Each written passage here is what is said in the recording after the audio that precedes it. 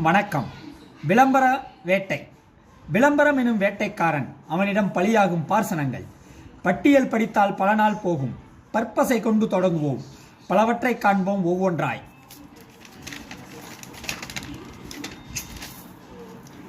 வேம்புக்கு காப்புரிமை காக்க வெளிநாடு வரை சென்று வந்தான் நம் பாட்டன் நம்மாழ்வார். அதை நாசமாக்கியது நம் விளம்பர மோகம். நெல் பூமியில் பல் துலக்கிய நாம் நேரம் கருதி எடுத்தோம் பற்பொடி.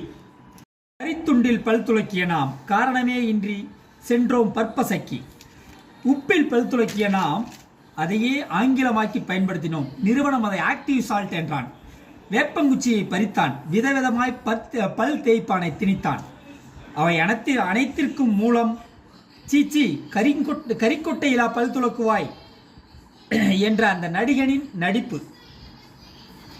நடிகனுக்கு அது வெறும் நடிப்பு, நிறுவனத்திற்கு அது வேட்டை, விளம்பர வேட்டை. விளைவு 10 வயதை தாண்டினால் பற்சொத்தை. இன்று தொட்டு ஒன்றொன்றாய் காண்போம். உன் தேவையை நீ முடிவு செய்வாய். விளம்பர வேட்டைக்கு பலியாகாமல் உலகை தடுத்து வை.